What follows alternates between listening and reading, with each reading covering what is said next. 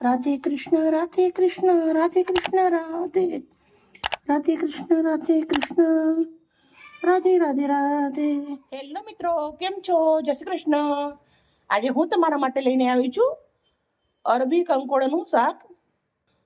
આ કંકોડા વિદેશી છે. આપણે સરસ મજાનું શાક બનાવવાનું છે. કેવું છે, કેવી રીતે કાપ્યું છે એ બતાવું છું તમને હું. આપણે જે કંકોડા આવે એ નાના આવે. આ કંકોડા એકદમ મસ્ત ચીક્કુ જેવા આવે, જલ્દી ફટાફટ થઈ જાય અને ટેસ્ટમાં ખરેખર બહુ જ સરસ લાગે છે. હવે આપણે એને આવી રીતે મેં છોલી દીધું હતું પહેલાં અને આવી રીતે કટ કરી લેવાનું છે. તો આવી રીતે પતલા પતલા કટ કરી લેવાનું છે. ડુંગળી નાખવાની છે. જે મસાલા કરું છું પૂરો વિડીયો શેર કરું છું. એકદમ સિમ્પલ છે, સાથે શાક બહુ જ સરસ બને છે. મારા ભાઈ આવ્યા વિદેશથી, તે લેતા આવ્યા હતા, તો આપણે બહુ સરસ મજાનું આજે શાક બનાવવાનું છે. આપણા હવે કંકોડા ચાલુ થઈ ગયા છે. આપણા દેશી કંકોડાનું શાક સરસ બને છે, પણ આનું એકદમ ઝંઝટ વગર ફટાફટ બની જાય. બટાકા સોલાન ચક્કુથી સરસ મજાનું મેં પહેલાં આને છોલી લીધું હતું. તમે જોઈ શકો છો કંકોડા મેં સમારી લીધા છે. સાથે 2 નંગ ડુંગળી સમારી છે, 1 મરચું સમાર્યું છે. જે મસાલા કરું છું એ વિડીયો શેર કરું. કઢાઈ લીધી છે. અંદર આપણે 1 ચમચો મોટો ભરી અને સિંગ તેલ નાખું છું. મને તેલ મસાલાથી ભરપૂર શાક જોઈએ એટલો તેલનો થોડો ઉપયોગ વધારે કરું છું.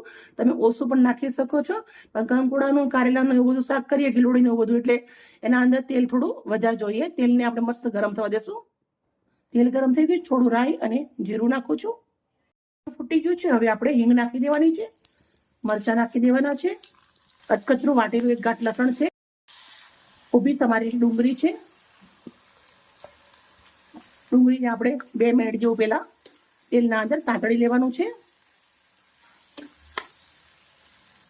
વસ્તુ ભલે ફોરનની હોય, પણ આપણે કહેવાય ગુજરાતી, એટલે આપણે જેવી રીતના દેશી રીતે કંકોડાનું શાક બનાવતા હોઈએ ને એવી રીતે બનાવીએ તો જ મજા આવે, નકર આપણે મજા આવે નહીં ખાવાની.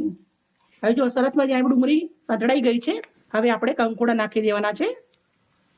આ ભાઈ વિદેશી કંકોડા છે, પણ આપણે જે દેશી કંકોડા આવે ને એ પણ બહુ જ મજા આવે. અને આપણે એની રેસીપી પણ જલ્દી, મિત્રો તમે જોઈ શકો છો, આપણે કંકોડા નાખ્યા પછી આને સરસ મજાનું 4 થી 5 મિનિટ સુધી આવી રીતે મેં સાંતળી લીધું છે. એકદમ ધીમા તાપે રાખતી ગઈ અને ઘરના કામ બીજા કરતી ગઈ. સરસ મજાનું સંતળાઈ અને રેડી થઈ ગયું છે. તો હવે આપણે આના અંદર રેગ્યુલર મસાલા કરી લેવાના છે. 1 ચમચી કશ્મીરી મરચું નાખું છું, 1/2 ચમચી હળદર નાખું છું, 1/2 ચમચી મીઠું નાખું છું. હવે આપણે મસાલા નાખ્યા પછી સરસ મિક્સ કરી દેવાનું છે. મીઠું તમારે ઓછું વધારે તમારી રીતે કરવાનું. મિત્રો તમે જોઈ શકો છો, આપણું કંકોડાનું શાક બહુ મસ્ત મજાનું તેલ ફૂટી ગયું છે, સરસ મજાનું શાક રેડી થઈ ગયું છે. હવે આપણે સર્વ કરશું. હવે આપણે એક બાઉલ લઈ લીધું છે. બાઉલના અંદર આપણું શાક નીકાળી દઈશું. આજે અમારે બાજરાના રોટલા કરવાના છે.